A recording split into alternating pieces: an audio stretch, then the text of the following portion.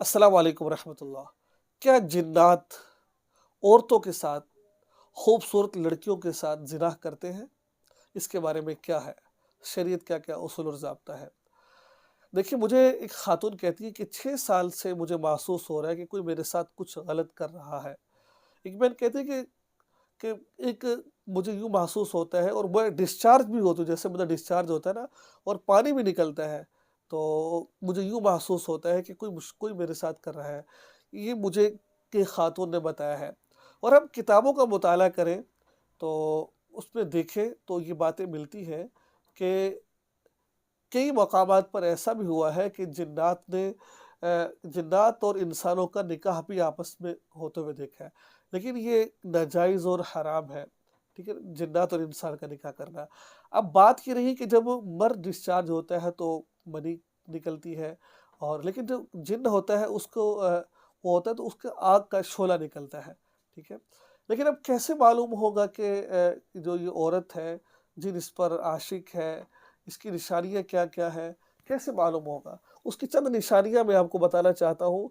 अगर आप ये निशानियाँ अपने जिस्म में महसूस करें, तो और आपको यूँ भी लगे कि मैं ख्वाब में डिस्चार्ज हो जाती हूँ और मुझे पता ही नहीं चलता और ये निशानी भी आपके अंदर मौजूद है, तो फिर आपको थोड़ा-सा टेंशन लेने की ज़रूरत है, क्योंकि इसके नुकसानात बहुत ज़्यादा हैं। एक नाक की जो निचला हिस्सा होता है, शर्मगाह के ऊपर जो ये वाला हिस्सा होता है, इसमें तकलीफ़ हो रही होती है, ठीक है? और जिस्म अंदर ही अंदर से खोखला हो चुका होता है, आँखें इसके नीचे स्याह धब्बे पड़ जाते हैं और हैज़ बाकायदगी से नहीं आता है और हमेशा कमर में दर्द रहती है। इसका नुकसान क्या होता है? इंसान शादी के काबिल नहीं होता है। अगर शादी हो जाती है तो फिर औरत शौहर औरत को बुलाता है, औरत तो इनकार कर देती है या फिर ऐसा होता है कि मर्द जो है वो जब वैसे तो ठीक था शादी से पहले, लेकिन जैसे ही अपनी बीवी के पास जाता है वो लब यमुज बन जाता है, वो कुछ कर ही नहीं पाता है, ये भी हो सकता है।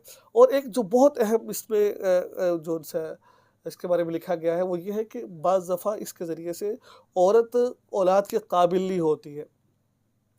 उसको औलाद नहीं होती है या शादी नहीं कर पाता या फिर शौहर उस अज़वाज ताल्लुक़ नहीं कायम कर सकता या बीवी अपने शौहर के साथ अज़वाज ताल्लुक़ कायम नहीं कर सकती या औलाद से महरूम हो जाती है।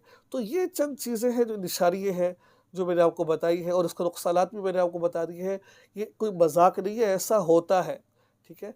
ये हमारी वजूहात क्या है, कब जिन्नात ऐसा करते हैं कि उस वक़्त ये ज़्यादातर करते हैं जब हम लोग अ, बावज़ू नहीं रहते, हर वक़्त नापाक रहते हैं, हर वक़्त हम जो उनसे ना नापाकी की हालत में, गंदगी की हालत में रहते हैं।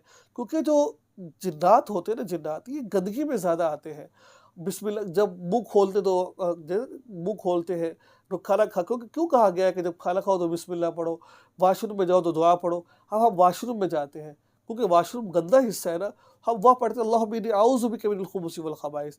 या अल्लाह हम नापाक जिन और जिन्नात से पनाह माँगते हैं, ठीक है? तो क्यों है ये? इसमें बड़ी हिकमतें हैं इसके अंदर। हम अल्लाह के नबी ने फरमाया पानी पियो तो बिस्मिल्लाह पढ़ो, ठीक है? आप कोई चीज़ खा रहे हो तो बिस्मिल्लाह पढ़ो, इसमें क्या है?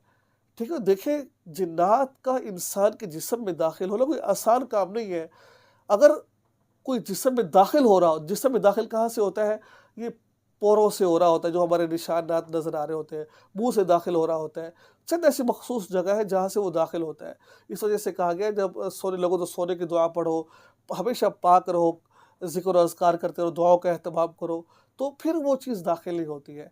तो बहरहाल ये कहना कि ये गलत है, नहीं मेरे भाई, जिन्नात जैसे मैंने पहले बताया कि इनका निकाह भी हो इंसान के साथ होता रहा है और ऐसे मुख़्तलिफ़ वो मामलात होते हैं कि जिन्नात लड़की पर आशिक हो जाती है, बस जिन्नियाँ बंदों पर आशिक हो जाती है, तो ये तमाम चीज़ें हैं।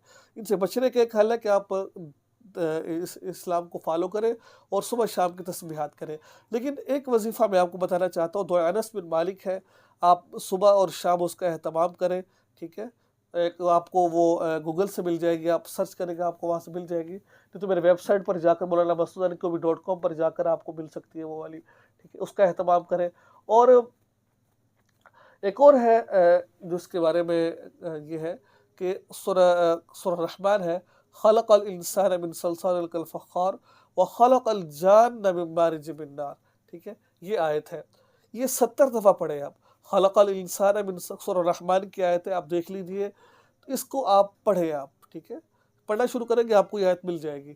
اس کو 70 مرتبہ پڑھیں، پڑھ کر اپنے اوپر دم کریں اور تیل پر دم کر کر اس کا آپ تیل کو استعمال کریں، اور رات کو سوتے وقت ناف کے نیچے لگا لیں، ٹھیک ہے؟ اپنے بھوؤں پر لگا لیں، کانوں کے اندر داخل کر لیں، ٹھیک ہے؟